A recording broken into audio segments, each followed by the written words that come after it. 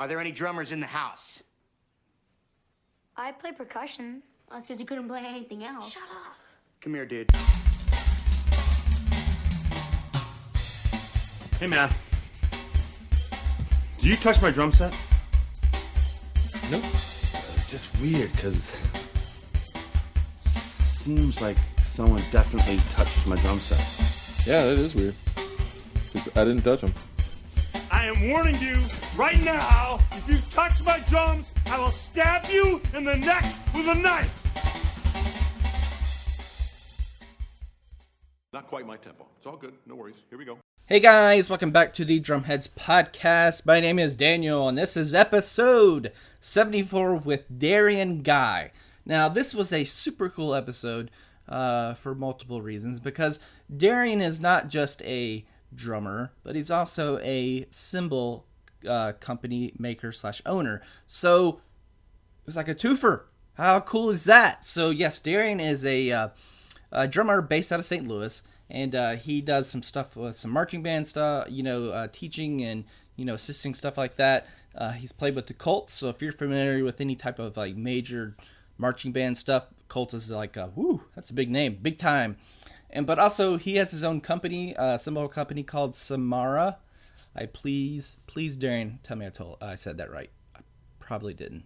I'm sorry. But yes, so we had a great conversation over Skype. We talked about, like I said, his marching band credentials and background and all that. But we also talked about his cymbal company and all the great things that are coming out.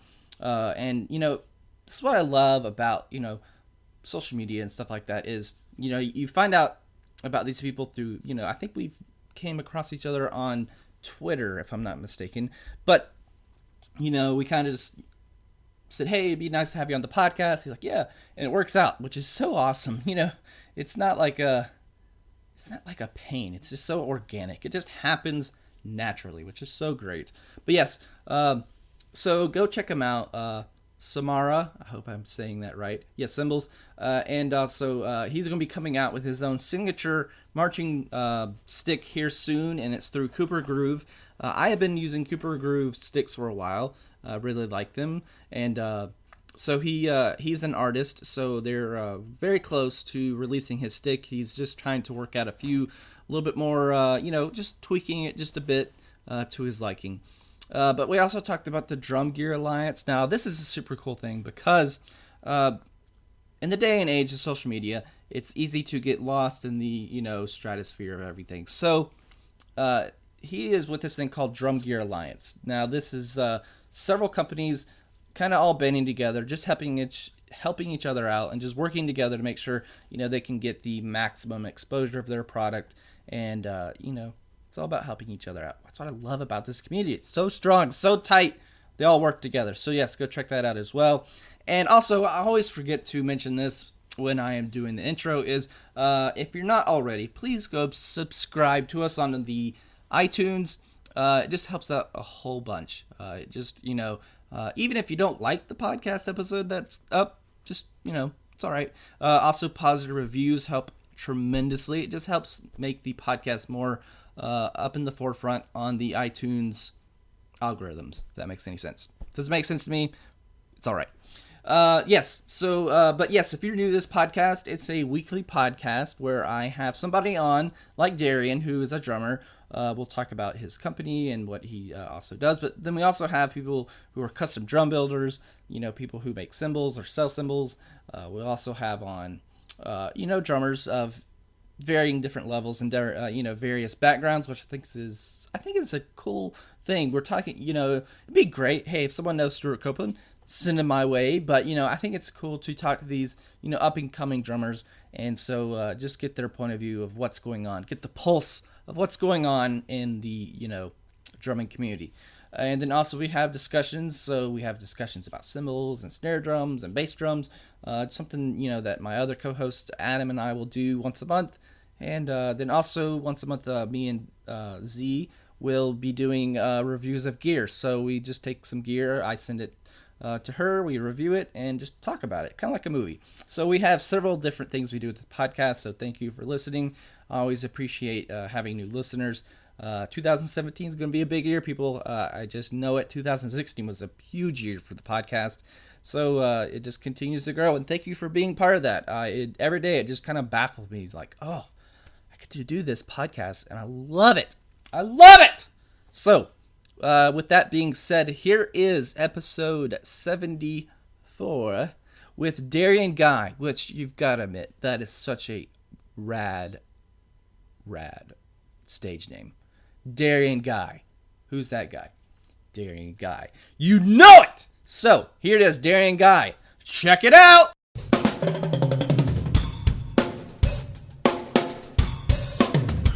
Hey guys, welcome back to the Drumheads podcast, and my name is Daniel, and I am joined by Darien Guy, and I'm just going to let you say the name of the simple company so I don't screw it up, because before we recorded, I'm like, I'm going to say this wrong. So, how do you say it, Darien? It is Symrna Cymbals USA. Symrna Cymbals USA. I was going to it just hit me, I'm like, I'll let him say it, so... That's the most unprofessional way to come into a podcast intro, I think, but it's all right. So how are you? I'm doing good, man. How are you doing? I'm doing fantastic. If the people who listen to the podcast on a regular basis, they hear me on about every other podcast butcher some name of some type, and I'm always like profusely embarrassed by it. But at least yeah. So I'm like when I saw his name, when I saw your name, Darien Guy, I'm like, I've got that one. That's an easy one. Yeah, very easy, especially the last name. Yeah, and FYI, if you hear like banging or like small children's voices, that's my kids. They're locked out. I'm in their playroom, and I'm like, you guys, you go out there. I gotta talk to somebody. So if you hear like "Daddy no," then yeah, that's my kids. So. So I guess we'll just start off with. I always like to start off with like kind of a background. So where are you from, and how long you been playing drums?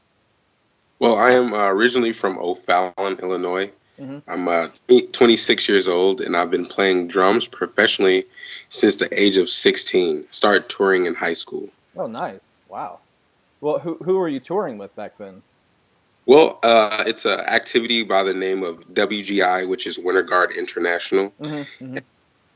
My sophomore year in high school, I auditioned for Gateway Indoor Percussion, which is a entity from St. Louis, Missouri, from WGI, and I competed with them all the way up until 2011, and I graduated high school actually in 2009. So I was touring from I was 16 all the way up until like 22, because in 2010, I marched DCI, which is Drum Corps International.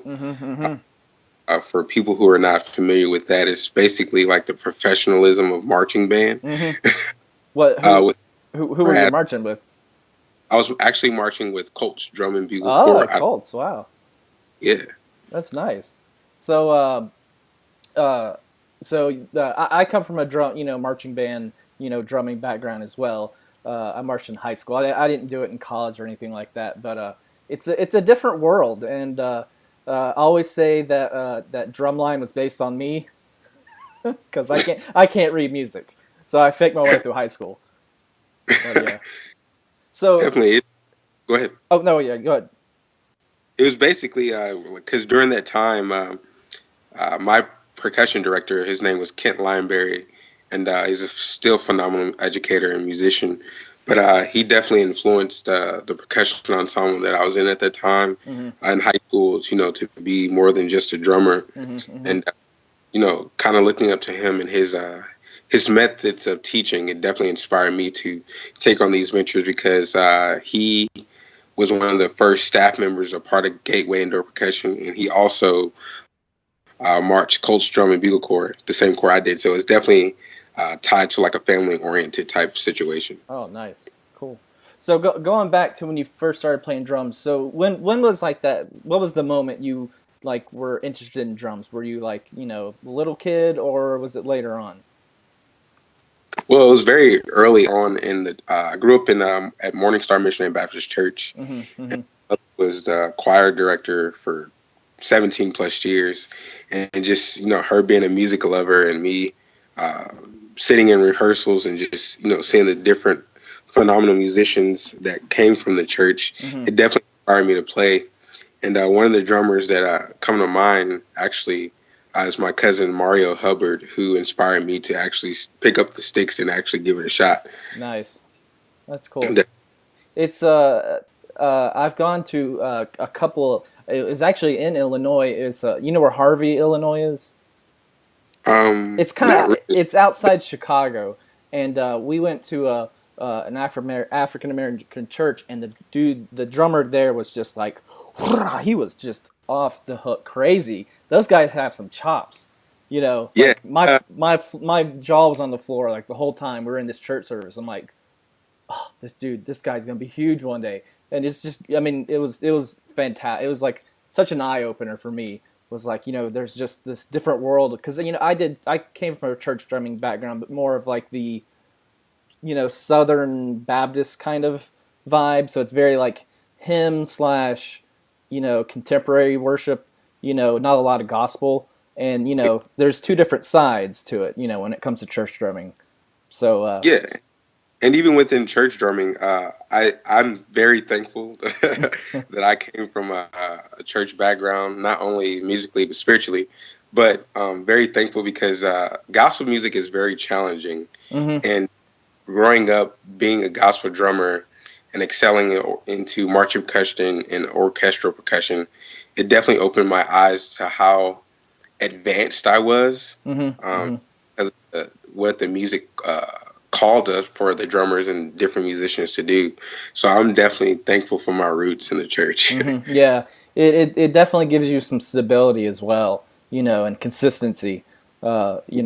Having to, because the way we practiced was you practiced on, on a Saturday night sometimes, did the service on Sunday, a couple services on Sunday, and then practice out through the week. It was very structured, and I like that. Right. Yes. Yeah. Yes.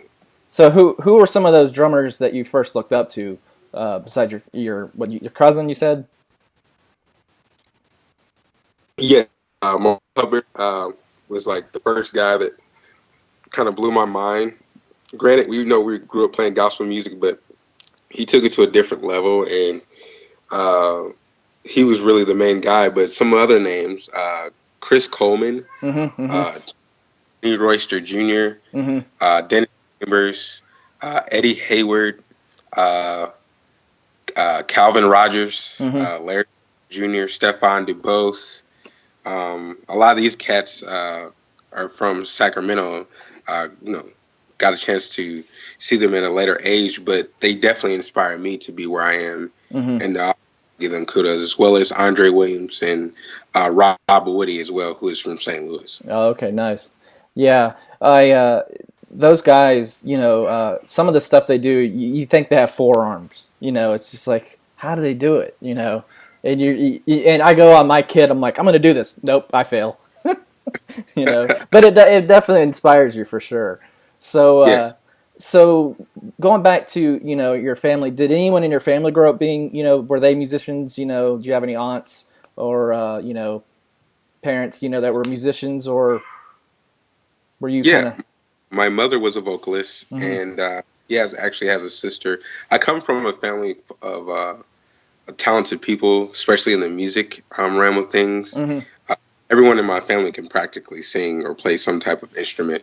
But I would say one of the people that inspired me, once again, was my mother, Ava Collier, my cousin Mario Hubbard, and my aunt Garnell Hubbard Spearman, who's actually a gospel recording artist, who helped me get my jump start in the industry. Nice, cool. Yeah, I'm always curious because you got the two dynamics of having a family full of people who are musicians, and then you got like my family who has none. So I'm always curious. It's always a question I like to ask. But so in high school, did you do any other kind of bands? Any kind of like garage bands or anything like that, or was it pretty much just church and marching band? It was really church and marching band, especially WGI, because after I aged out of WGI, I didn't even march my age out year, which I kind of regret every day I wake up. But I was able to, and fortunate enough to teach lines after that. And that kind of kept me going for a very long time. Different drum corps, different high school programs. And it definitely, which has, helped me get to the point where I am today. Nice. Because I was looking, through like your Facebook and all that and stuff, and it seems like you've had a real deep investment in marching band. Was there something just about marching band you love? The camaraderie of in collaborating with other musicians? Was that what really drew you to marching band, or is just all of the above? It was really to see the activity excel. Like I said, when I marched for Gateway Indoor Percussion, like I said, it was really all my instructors and the people who I march with that really pushed me to be a super fan of the activity. And, Kent Lineberry is one of the names, Chad Sandler, Mike Davis, Evan Guerra, these guys, not only were there beacons of light, one name that you might know, Brett Kuhn was my program coordinator for Colts Drum and Bugle. Just seeing these guys and, seeing them on a personal level and seeing how they teach, it really just got me rooted to see the activity grow and excel, even within the creativity side of writing. Because, with orchestral and march percussion, you can pretty much do anything musically. Box that you can be stuck in. So that's what really led me to stick with it, and that's why I really have a heart for it now. Do you do you like to create charts and stuff like that for drum lines and stuff like that? Because I had a friend, he would create all the parts we would play in marching band. Did you do the same kind of stuff? Yeah, I do a little bit of writing and arranging. Currently, I am on staff at Innovate Percussion out of Indiana. I'm really a rhythm section tech, primarily for the drum set, synthesizers, things of that nature. But yes, I have written for different drum corps and music programs. I'm always envious of people who can sit down and chart out a whole drumline piece, because you're thinking cymbals and bass drums, tenors, all of that, and it's such a fascinating thing for someone to put that thought onto paper, and it's Is there a particular drum you like to play in marching band? Were you kind of more snare or tenors, or were you kind of just what they like to give you? I was a big fan of snare drum. I actually started bass 5. Yeah. Biggest bass drum, and I couldn't carry that thing to save my life. I took a year off and went to drum set in the pit in high school, and then my senior year, that's when I was like, hey, I'm going to give this snare drum a shot. And from there, I just fell in love with it. And also just because, snare drummers, they win shows. Yeah. They're like the rock star of the whole thing, in my opinion. You got the snare drums, and then you got the tenors. Those guys are cool. The bass drums, they're like the bass players pretty much of a band. Who cares? I was a bass drum, so. Yeah, everyone has their part, man. But like I said, within the snares, tenors, bass drums, and cymbals, each part of the ensemble plays its role, and without portion of the ensemble definitely lacks. So we all work together for the greater good. But I'm with those snare drums. Yeah, man. I always wanted to be in the snare drum crowd. I was just, like I said, I couldn't read music, so they just stuck me with bass drum. It's like, just give Daniel the bass drum, he'll be all right. Hey. Yeah. And those marching band camps, they were so intense, Yeah.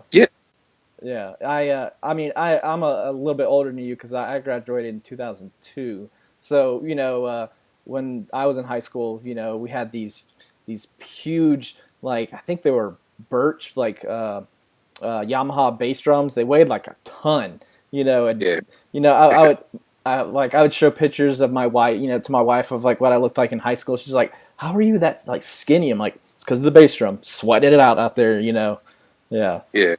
And within drum corps, it's a little bit more extraneous. We would go on a 90-day tour, but we will also have a percussion camp, and usually a lot of drum corps do that prior to the whole corps getting there. usually 16 plus hour days, Mm-hmm, mm-hmm. 7 o'clock in the morning. So if you could just imagine drumming all day, within like 2 weeks, I felt like my ability chop wise had increased. So just think if you did that for 90 days straight. If I could do that now, I'd be in so good shape. But like I need to join the marching band for like 3 months, just so I can get back in shape, But yeah. And since you're a marching band, guy, do you notice that you walk in rhythm with people, like you're almost marching? Yeah, walking step. Yeah, Yeah. I get that a lot. It's definitely become a habit. Everything is about time with me. Even outside of music, you got to really seize the time and the moment of everything. But yeah, I kind of catch myself doing it. I still do that. And someone pointed it out to me one time that I was like trying to walk in step with a group, and I'm like, I guess it's just second nature. You've been ingrained for me it was 5+ years of marching band. You get in that habit. Right. It's hard to break out of. Right. Yeah, and then also walking on your tiptoes, because especially if you're a bass drummer, you got to learn to like walk backwards and walk in odd ways. Yeah. So go ahead. No, I was going to say definitely it's something that's challenging, but you definitely get in shape by the end of the season. Oh yeah, for sure. Yeah. So leading into I think the way that we both found out about each other was we both like to use the Cooper Groove sticks. So yeah. So tell me about you actually have a signature stick, correct? Yeah, I will be releasing a Darien Guy series marching stick. Nice. So how did you come about finding those sticks? Just out of curiosity. Well, prior to coming on board with Cooper Groove, I was a Vader artist, educational artist. Oh, and nice. I did various clinics around the country, giving lessons and playing at different drum festivals, and always had a good experience with them. But meeting different people, I came across a guy who introduced me to Carlo, and me and Carlo actually just had a conversation, and he sent me some of his product, and after the first time of just holding the sticks in my hand, I was just like, this is a game changer, because with the group that produce so many benefits of decreasing fatigue and step pressure points, it gave an outline and a guideline on his marching stick of how to hold traditional grip. And with in marching percussion, that is a lot of times I have a lot of difficulties with newer beginner players because they don't know how to hold it, or their muscle memory hasn't formed around that grip. So I felt, and this is something that is phenomenal, and with my educational experience and playing experience in marching percussion, I felt that I could help him achieve his goals within the company and start working together. Nice. Yeah, I it's funny because I was just flipping through. I think it was Instagram. I was just kind of you see things and people tag you and stuff, and and someone I think tagged me in those sticks and said, "Hey, you should check those out." And I'm like, "Wow, those sticks look really rad because of the grooves in it." And I've been playing with Carlo's sticks for I guess since May of this year. And I broke one, and I still been using the other one, which is a testament to how good those sticks are. But I played yesterday. I played some drums yesterday, and I just picked up some normal pair of sticks just to see if there was a difference. Like, I couldn't stand it. Like, I had to go back and get those sticks. I had gotten so used to those ridges, or not ridges, but the grooves. It just felt natural in my hand. And definitely, it's like you said, it definitely does cut down on fatigue because. Like I said, the older I get, the more stress you put on the hands and all that stuff. But I love them. Yeah, and one of the cool things too that because I really try to dissect sticks. Just I think a lot of times people pick up sticks, try to figure out what's comfortable for them as far as weight wise or wise, but not really understanding that their hand is going to have to really work hard within their fulcrum. And when the benefits of Cooper groove sticks. It has the grooves where it outlines and gives you the spacing for you to pick where you want your fulcrum to lie. And when you realize where your grip is, all you have to do is worry about perfecting your fulcrum within the stick, and it's going to help you do that. That's a game changer within itself. Yeah, for sure. Because I know that's something drummers struggle with, or may not even be familiar with that. That there's certain ways to hold sticks and stuff like that. So with your signature stick, what are the kind of the dimensions you're using? We're right actually between 3 prototypes. I'm looking to. It's because I've taken a back step on releasing them right away because I want to make sure that I get the perfect stick for all levels. But right, as far as gram wise, it would be around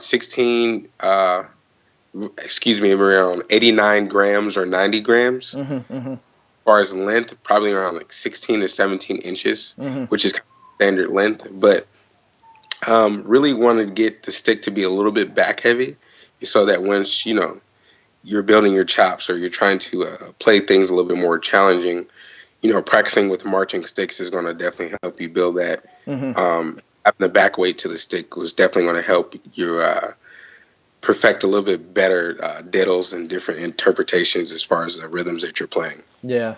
What about, did you want to put the grip on there or no grip? I'm thinking having a grip, just because in the marching activity, as you know, they tape the sticks for uniform and also for grip. And the stick being designed the way it is, I feel like if you taped over the grooves, it wouldn't make sense. Yeah. That's a good point. I wouldn't have thought about that. Yeah. But with having the grip on the stick, it's definitely going to take place of the tape. So I think that's something I'm going to do. Okay. I haven't picked a color yet, but I'm leaning towards black. Okay. Yeah. And then having white trim, but don't want to release anything too. Yeah, we got to keep a little bit of a tease out there, and we got to keep the people guessing. Yeah.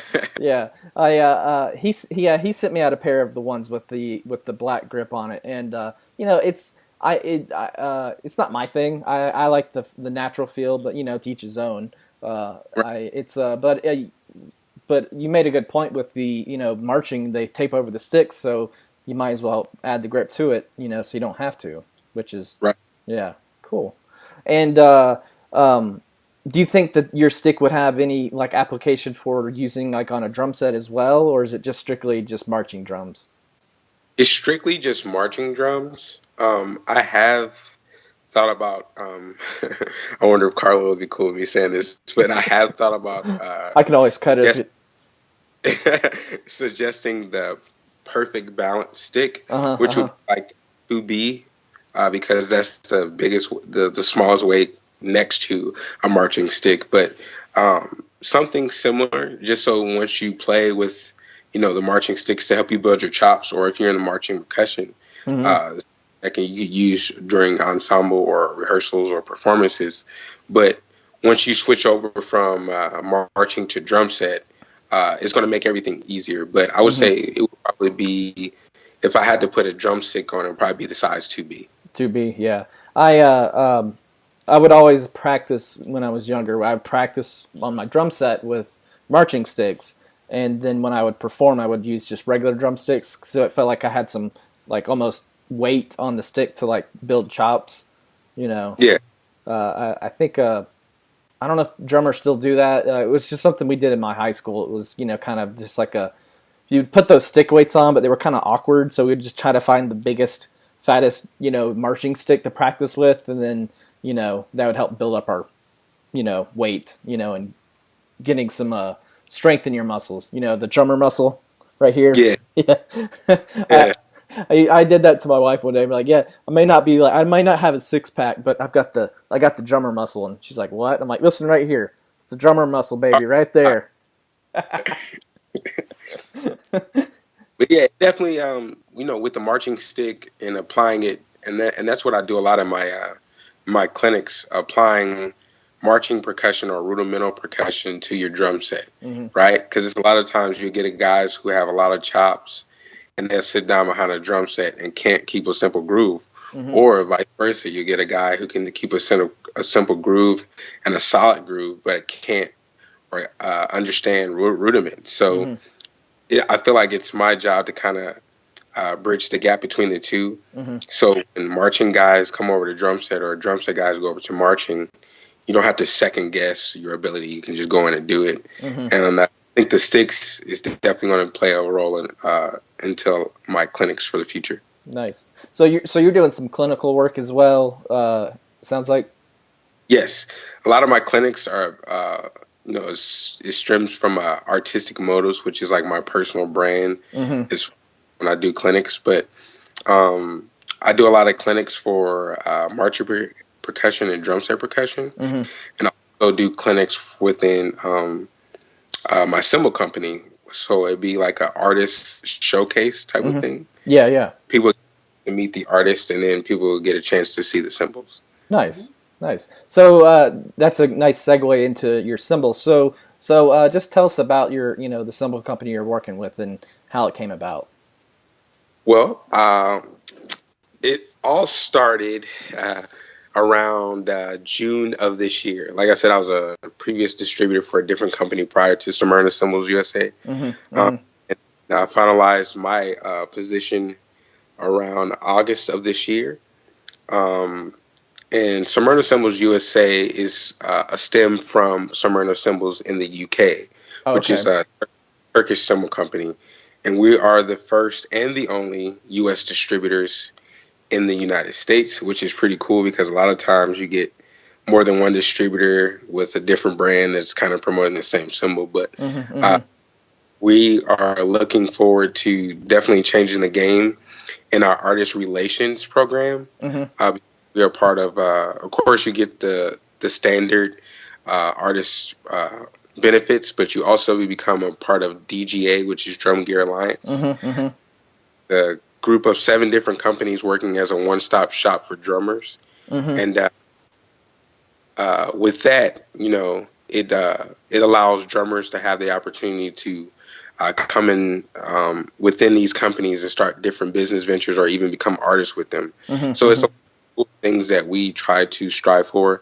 And then plus we have 7 of amazing different series that we carry that would be a game changer. So what are some of those cymbals that are, you would consider a game changer?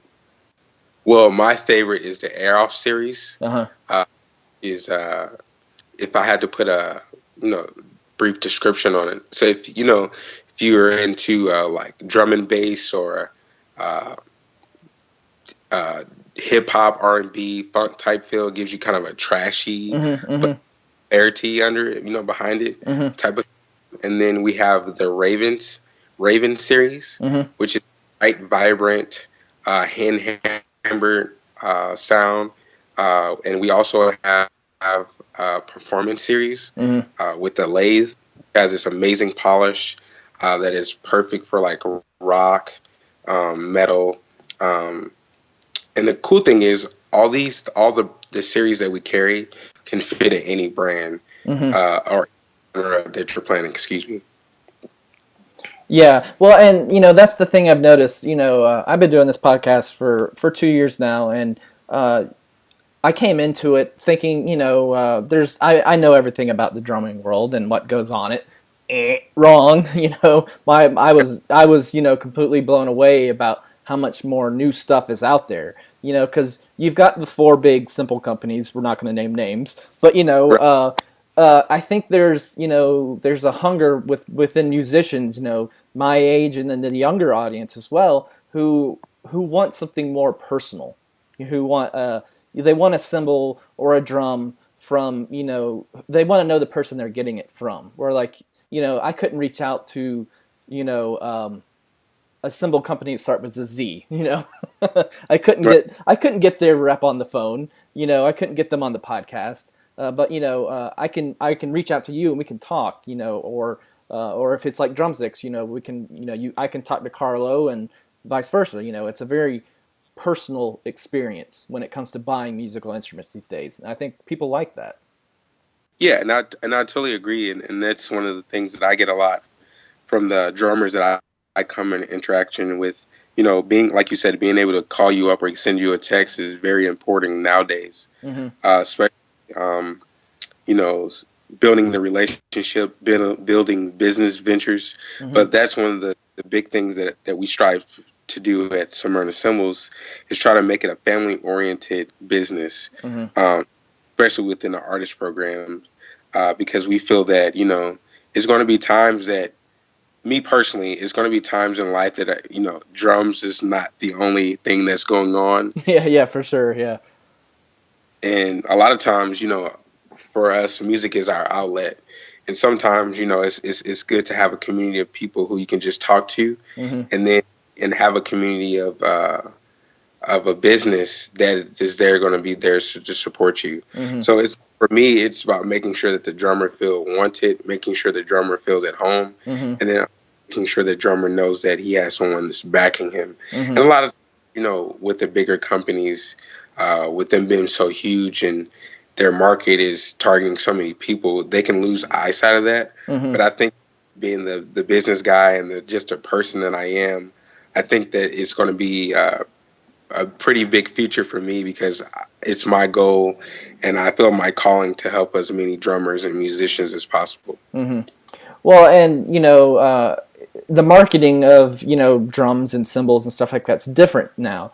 You know, back when I was in school, you had to rely on, you know, television and, you know, magazines and, you know, going to concerts to really, you know, get exposed to different brands. Where now, in the, you know, the more social media age that we're living in, you know, you can see, you know, so-and-so drummer on your Instagram feed and be like, oh, I love those cymbals. And then, you know, oh, I've never heard of that brand. I need to go check them out. You know, where when I was in high school, you couldn't do that. You know, the internet was still slow, you know.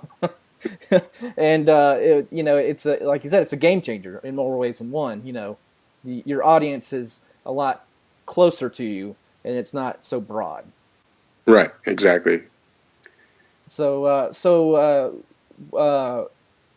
and when it comes to the price of your cymbals, what, you know, what would like your standard pack be like? Just, you know, for anybody who might be interested in purchasing some. Well, you know, with each series, it kind of changes, because we do have, I don't like to call them the high end, just because all of our cymbals are very good in quality. But I would like to say high end in price, because the manufacturing company take more time and more detail into these series, but would be the Thunder Lord series and the Jazz series, which probably would be the most expensive because it's hand hammered. But to get a standard 14, 16, 20 set would probably be around like $5.99 plus tax. But that one of the cool things with us, you know, if you become an artist, you get different incentives. So if you was to purchase a set of cymbals, and you're constantly working, and we're seeing that you're helping brand and promote the company, we're sending you things for free at times. We don't front cymbals right now just because we're new, but we're artist roster that is going to be phenomenal. With the artists that we're signing, you know, it can help spread the word. But yeah, it sounds very reasonable. Say it again? I said it sounds very reasonable. Yeah, it's definitely worth it. Definitely purchasing an investment anyway. But yeah, it's definitely worth it. Yeah, because I mean, I remember I got what was it? 2006? No, 2006. My then fiance, but now wife, she had bought me a 20-inch A custom projection ride, and that, you know, that sucker costs $350 just for one cymbal, you know. So I mean, and there's something different about a Turkish hand hammered cymbal versus more of a manufactured cymbal. There's just something about it, you know, the way it just I guess the wavelengths, when you hit it and how it, responds. There's something different about it, Yeah, and I think with nowadays, especially with different drum professionals that are playing, just to throw out a few, they're kind of going in that way. But like Mike Johnston and Tony Rusher Jr., they're kind of going for that Mino sound or that trashy sound. Yeah, for sure. Mino's hand hammer. A lot of their stuff is hand hammered, and some of their lines are even Turkish. So I see where the new wave is going and see why people are jumping on. Yeah, there is the shift, and it's always good to be on that side versus sticking to the old school, mindset of these are the cymbals that everybody loves. This is what and because if you go to Guitar Center, it's hard to find a trashy cymbal. If you want something very dry and you're not going to find it. You're just going to find your standard cymbals from each company, and that's your pick. It's very frustrating. Exactly. Yeah. Not to mention their prices are outrageous, but Yeah. So, I wanted to bring this up. And then Drum Gear Alliance. Just tell us a little about that. You kind of hinted at it. You said 6 companies working together or 8. It's including myself, it would be Symrna Cymbals USA. It'd be Cooper Groove Sticks. It would be Queen City Drums, custom drums. It would be kick straps. It would be Canopus drums and accessories. It would be Sledge Pad. It would be Cam Pro throw-offs, and it will also be Jam Tech. Okay, let's see. So it's a total of 8. Okay, I've heard of I think 7 of the 8. What's Jam Tech? I think Jam Tech is the one I'm not too familiar with. Jam Tech is a company that holds your sticks and your mic holders that can clamp onto your hi-hat, onto the drums, and very durable, and it's a great company. Nice. I think now that you've said that, I think now it's ringing. Maybe that Joshua from Drummer's Corner Group might have had some he featured. I think. Yeah.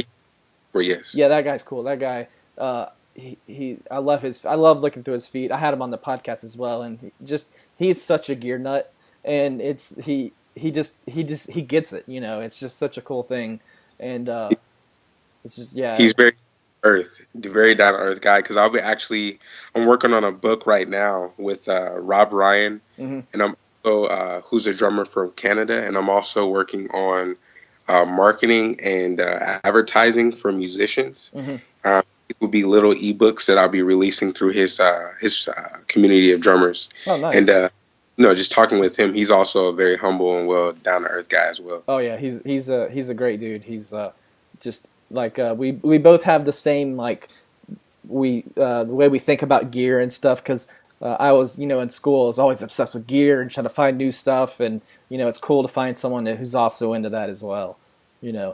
And the drumming community, especially on Instagram, is so tight. There's none of this back and forth oh, I'm so super jealous of Josh, and Drummer's Corner and all the stuff they're doing. It's like, no, I'm excited for him. I'm excited for him when he does something cool. I'm excited for Chris with official Drummer's Guide to Gear when he does something cool. We're all in it together. Yeah. And it's a great community. But yeah, and the Sledge Pad, that thing's awesome. I love that thing.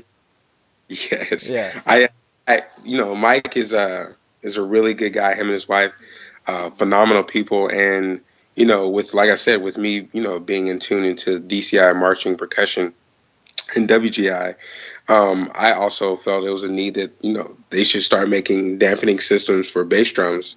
Because march bass drum, a lot of the times, guys throw foam and paper. The couch cushion in there, yeah. The whole 9 yards. So I think he's on the right road too. Yeah, well, it's funny because my co-host Z Johnston, I don't know if you're familiar with her. She's based out of Houston. Her and I will do gear reviews together. So I'll keep it for a little bit, then I'll send it her way. Then we'll do a podcast talking about it. And we did the review of the Sledge Pad. And we both noticed a huge difference in the the sound, but also the aesthetics of it. You know, you just, now I see somebody with a bass drum in their pillow. I'm like, what are you doing? A pillow in your bass drum? Come on, get you a sludge pad. It looks so much more professional. You know, and especially if you have an acrylic drum set, it's like there's no, come on, a pillow and an acrylic drum set that looks tacky. Come on. Yeah. Get you a sledge pad. Yeah. Well, that's I when the alliance. I like that word, the alliance. Such a powerful word. You know, who came up with that idea? Carlo Cooper and Tom Kay. Uh-huh. And Tom works for K&K Distribution, as well as Canopus Drums USA. Mm-hmm. And Carlo and Tom, they're both creative marketing geniuses. Mm-hmm. I think Carlo spends probably like 80 hours a day on Facebook. I know. For some reason, I get a notification every time he posts to some drum forum on Facebook. I'm like, good Lord, this guy's posted like 10 times in like the past 5 minutes. I'm like, how does he do it? You know. And I'm telling you, it works because he's definitely getting people aware of not only his sticks but Drum Gear Alliance. But those two guys came up with a very detailed business plan of, like I said, a one-stop shop for drummers. Mm-hmm. And it's a lot of cool things that we're collectively as a group of CEOs and COOs are doing to making sure that Winter NAMM is a success, as well as just our company alone, and trying to make sure that every drummer or educator needs are met working with us. Nice. Yeah. And, it's a very communal thing going on right now, especially social media wise. It's we've been connected, in a very awesome way, because it's very, you can get on Facebook and, Trump, this, blah, blah, blah, blah, blah, blah, blah, blah, blah. And, you can get distracted, but, you can go on Instagram and stuff like that and, and just really dig into drums, which is, it's awesome. Right. And I swear, it seems like you find something new or a new product daily. Oh yeah, and it's always from Josh from Drummers. He was showcasing off something that it's something you put on your snare drum so it doesn't smash into your rack tom while you're playing. I'm like, dude, oh, wow. Where'd you find this thing? This is awesome. And I love it. So, but before we wrap up, I always like to ask this question: is do you have any other hobbies that you like to do besides drumming, or is it just drumming? I do have other interests. I'm really into business development. I really like working with different companies, especially if they are new and looking for the right market or development to help excel their business. I'm really into music and sports. That's really what's your sports teams? I am a Cavaliers fan. I'm a LeBron James fan. Yep. King Bron. I'm also a Pittsburgh Steelers fan. I don't really watch much of hockey, but I have friends who are fans of hockey, so I represent the Blues. You know what I mean? Okay. Yeah. But yeah, I really into sports and very, very family oriented. To spend a lot of time with my family and very active in church as well. So yeah, I'm kind of an ordinary guy who has a love for drums. Yeah. Well, why I always ask the question, I'm always in it. Some people they don't have other hobbies besides drums. They sleep, eat, breathe, everything is drums. And like me, I'm a big movie guy. I'm big into movies. And, that's like my escapism from work or drumming. When I'm burnt out with drumming, I'll throw on, The Avengers or something and just escape for a little bit, and I think it's always good to have those little things, sports, family, to just relax and just, melt away those issues of playing drums. Because sometimes, I got burned out being a church drummer. I had to take a bit of a break. It can get a little exhausting and repetitive sometimes, but I would say just the routine alone can be a little extraneous. Yeah. But like I said, it's the whole common ground of the purpose definitely is rewarding. So I definitely understand as far as like being burnt out, though. Trying to find the happy medium. Yeah. in between. And I had the tendency to never say no. So I would be like, hey, can you do this? I'm like, yes. Can you do this? Yes. And I'm like, I wouldn't think. I'd just say yes. And, that's my thing I'm trying to do is learn to say no to some things sometimes. It's all right. They're not going to hate you. Right. Exactly. Yeah. Exactly. Well, cool. Well, is there anything else you'd kind of like to promote before we jump off?